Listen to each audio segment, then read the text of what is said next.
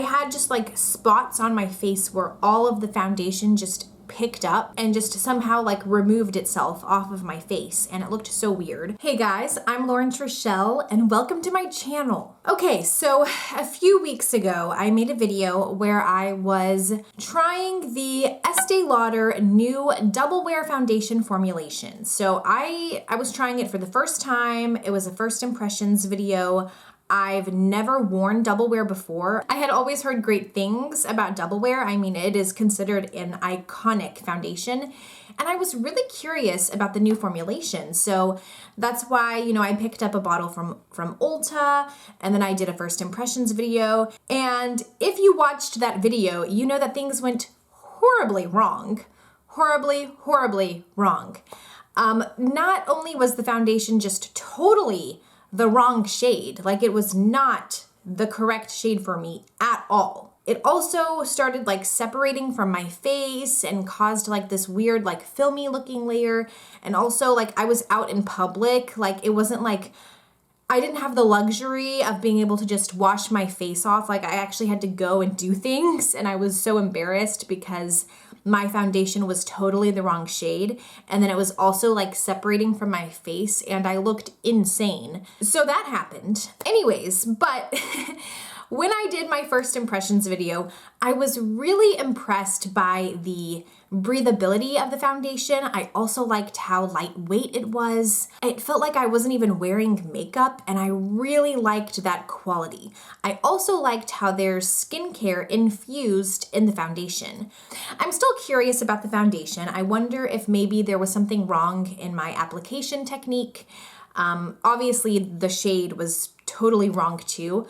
So I'm just curious, if I tried applying the foundation in a different manner, and if I actually found the correct shade match, would I like the new Estee Lauder Double Wear formulation? Would I like it? And a lot of you guys have been so responsive in those comments, which I thank you for that. Like, thank you for engaging with me. Thank you for telling me your experience with the new Double Wear formulation. I've really enjoyed reading all of you guys' comments and reading what your experience was like with the new Double Wear formulation. So just thank you for engaging with me. I've really enjoyed reading all of it. So today I want to retry the new Estee Lauder Double Wear formulation, and that is what we are doing today. We're retrying it because I think I could make this foundation work for me, and that's what we're gonna try and do. So let's do it. So it's also possible that this shade is completely wrong for me as well. Like in my first video, it was drastically wrong. Also, I will link that video in the description box below. If you haven't already, you should check it out. It's a good laugh. It's fun. So if anything, you should just watch it for the laugh because I looked insane. But in that video, I talked about how an Estee Lauder representative was at Ulta while I was there shopping for the new Double Wear foundation, and she helped me find my shade match. She also gave me 2 sample bottles of a different shade. So I think this shade will be closer to my skin tone. I think this shade will probably be closer to my skin tone than the one she had matched for me. So we're gonna try this one today. And this shade is 0 in 1. So first things first, one of the things I think I did wrong in my last video is I think I had too many products piled on my face underneath the foundation. That day, I believe I was wearing a sunscreen and a primer, and I think that was just too much for the foundation to handle. Today, I'm just trying it with a primer. I don't have any skincare products on. I only have a primer on, and I am using the Estee Lauder Double Wear Smooth and Blur Primer. The Estee Lauder representative gave me a little sample size of the Estee Lauder primer as well, so I used my little sample today because I want to have the best results possible. So I am pairing the Estee Lauder foundation with the Estee Lauder primer, and hopefully I get some good results. But that is the only thing that's on my face right now. Okay, and we're just gonna dive into 0 in 1. And I am using a wet sponge to apply. Oh my gosh, I'm horrified. Some of y'all told me in the comments that I may have used too much foundation. And some of y'all told me that I should use less because with Double Wear, you really don't need a lot. So I am going to try and use like way less foundation today and see where that, gets me. I forgot how weird it smells. This is already a much better shade match. What if I just have like a big face? On my last video, one of y'all commented and said to only use one pump of the foundation, but like, what if I just have a big face?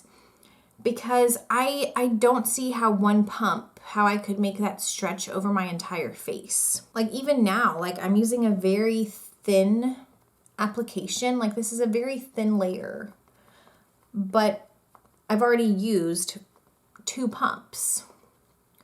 So like, what if I just have a big face and I can't make one pump stretch over my entire face? I am using less than I used before though. This is already looking much better. Also, when I was at Ulta and I was talking to the Estee Lauder representative, she said that this formulation works better if you apply multiple very thin layers. And I realized that I forgot to do that in my original video. Like I'm pretty sure I just like packed it all on at the same time. And then later, after the fact, I remembered she had advised me to do literally the opposite. So I think that was part of my problem in my original video, was like, I just packed it all on at the same time so quickly. And really, I should have done multiple very thin layers and slowly build it up. You know what? This could be my shade. This could absolutely be my shade. I feel like this actually matches me very well. Wow. I'm actually really impressed with this one so far because I feel like this looks like my face. You know what? I will give credit where credit is due.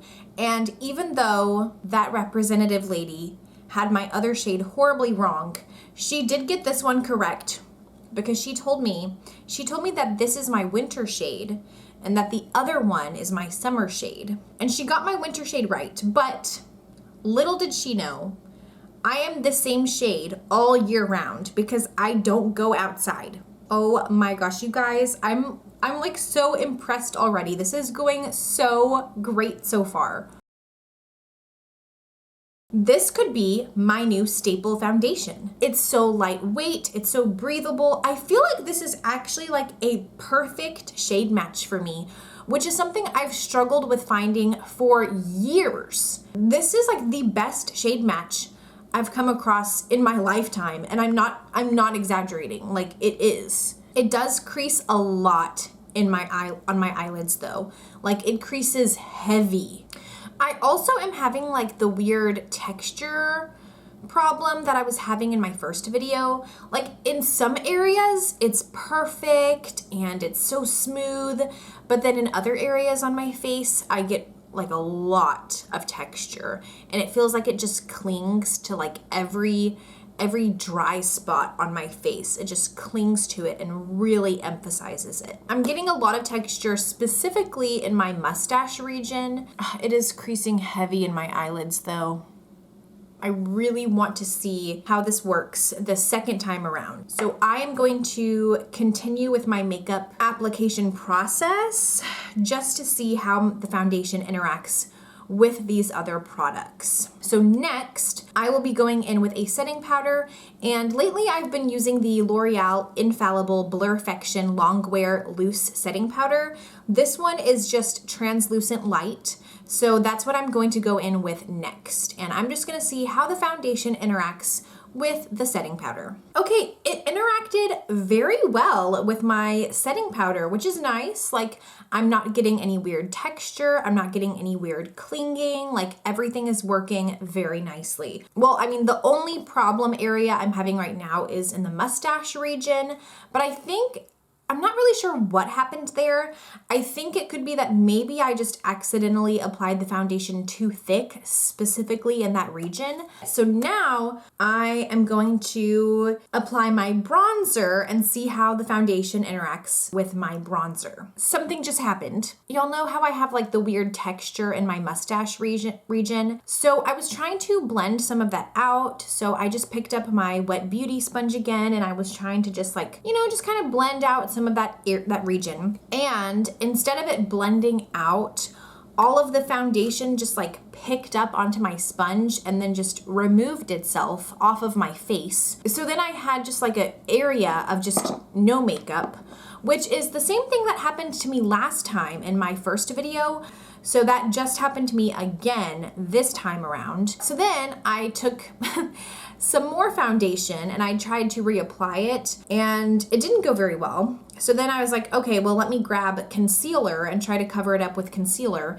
And that like kind of worked, but it looks horrible. Even from a distance, like you can tell that there's something weird happening on my mustache region. So let me just zoom in and show you guys what's happening. I'm not really sure why that's happening. I've only had this happen with this specific foundation, and I've tried a few foundations, but I've never had this happen with any other foundation before. I don't know what it is about this formula that some of the foundation will just pick up right off of your face and leave, you know? So I also don't know how to troubleshoot it, because you can't cover it up. It doesn't work. Trying to cover it up does not work, because the makeup that you use to try and cover up that spot doesn't end up sticking to the spot that you're trying to cover it up.